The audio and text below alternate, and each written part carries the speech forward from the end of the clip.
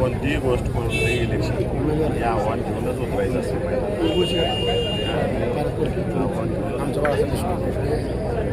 आव्हान असलं काम करायला समाधान मिळतं माझे आता तुम्ही म्हटल्याप्रमाणे की तिकडं पाटील तिकडं देशमुख ती फॉर्म्युला सक्सेसफुल का? मी गेल्या अनेक महिने सांगत आले सोलापूर जिल्ह्यातली आणि लोकसभा इलेक्शन असेल विधानसभा इलेक्शन असेल नगरपालिका इलेक्शन असेल या स्वाभिमानी जनतेनं दाखवून दिलेला आहे लाला लाडी बळजबरी दमदाटी या जिल्ह्यातील जनता सण घेत नाही त्याचा निकाल काय दाखवायची मात्र निकाल दाखवून यावेळेस सुद्धा दाखवणार आहे.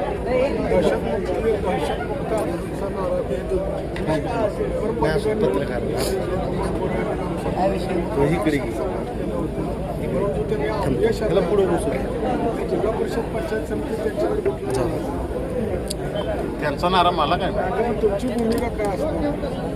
माझी भूमिका सांगितली नाही. या जिल्ह्यातली जनता स्वाभिमानी आहे आणि आमच्या स्वाभिमानी जनतेवर आमचा पूर्ण विश्वास आहे.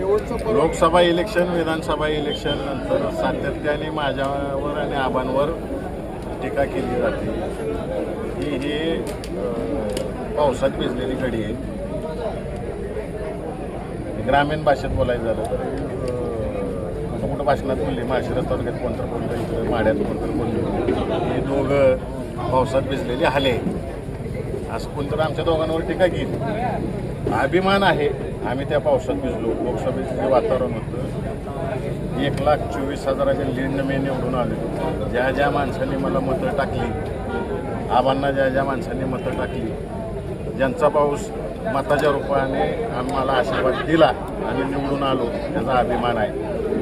आम्ही त्या पावसात भिजलो आम्ही त्या पावसात भिजलेले हले आहोत तर जातीवंत आहोत.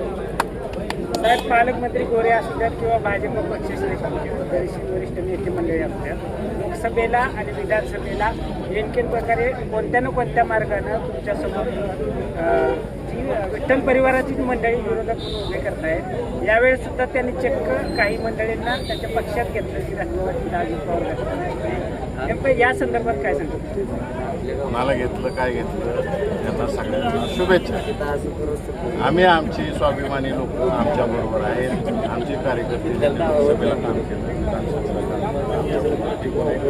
आणि त्यांच्यासाठी मी आम्ही दाबा उत्तम जानकर आणि कुठेही कॉम्प्रोमाइज करणार नाही. आमचा लढा आमच्या कार्यकर्त्यांचा त्यांनी अवरात्र आम्हाला निवडून आणण्याचा प्रयत्न केला. आता आमची जबाबदारी त्यांना निवडून आणणं.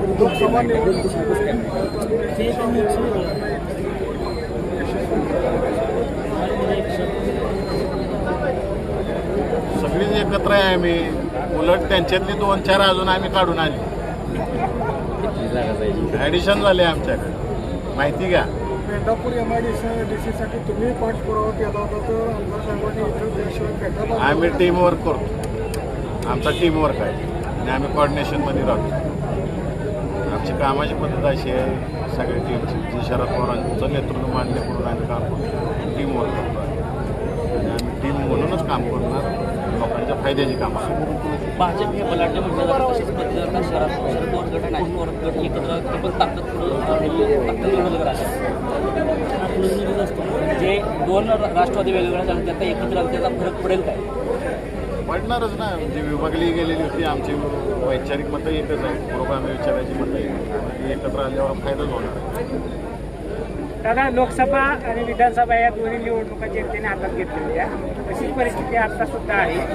त्यामुळे नेते मंडळी भाजपा मोठमोठे नेते मंडळी आपल्या जिल्ह्यात आपल्या मतदारसंघामध्ये आणते याचा काय सरळ पर्याय? सीझन 4 चालू झालेला आहे. 3 सीझन सोलापूर जिल्ह्यातल्या जनतेने यशस्वी करून दाखवलेलं आहे. सीझन 4मध्ये यशस्वी बॅटिंग होईल.